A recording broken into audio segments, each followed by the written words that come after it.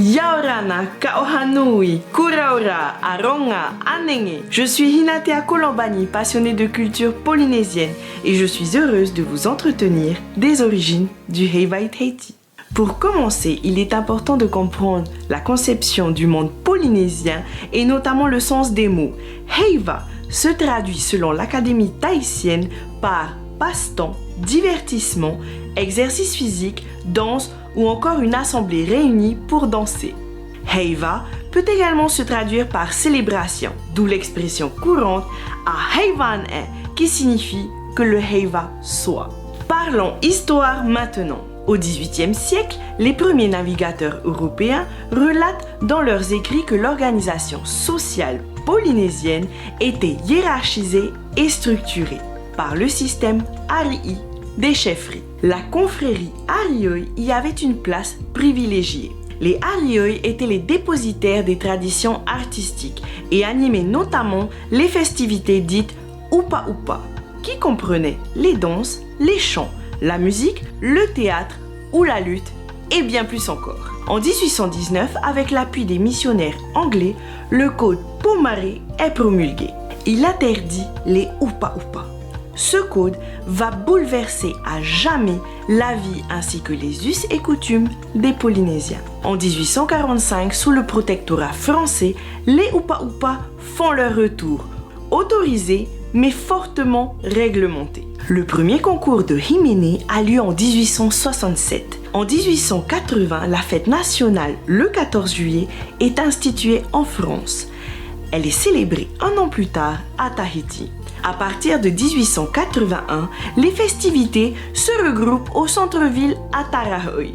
Il y a alors des Himene, des Tuaro, des courses de régate d'aviron, mais aussi de Va'a, Va'ataie, Va'atauati, Va'atoru.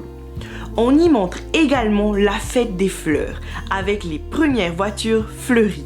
10 ans plus tard, en 1891, l'organisation des festivités est confiée à la municipalité de Papeete.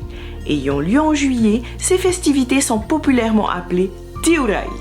En 1892, le premier concours de danse a lieu. Chants et danses deviennent incontournables. Le Tiurai, c'est aussi l'occasion de revoir la famille des Mataina et des îles qui descendent à Papeete et s'installent dans des puhapa situés dans les écoles de la ville. Avec fierté, ils présentent leurs légendes et faits historiques. On ne peut pas parler du Tiurai sans mentionner les papillots, les manèges, la fête foraine, les baraques et les jeux. Le Tiurai est suspendu après le bombardement de la ville de Papeete en 1918, durant la Première Guerre mondiale et pendant l'épidémie de grippe de 1947. Les festivités reprennent au début des années 1950.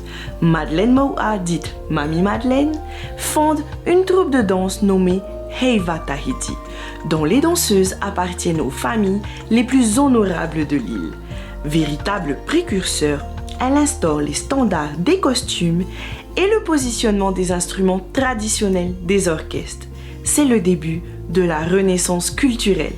Le Tiurai, installé place Vaiete depuis 1968, prend l'appellation Heiva en 1985, renouant ainsi avec les Heiva des Arioi des temps anciens. En l'an 2000, pour célébrer le nouveau millénaire, le Heiva cède la place à un festival qui réunit pour la première fois depuis 3 siècles des délégations venues de tous les archipels. Ce festival inaugure l'ère de spectacle de To'ata.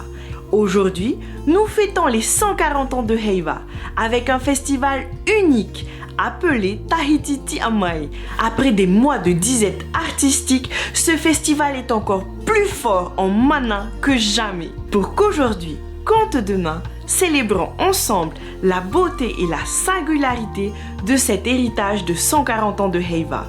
Wareva à Heivan.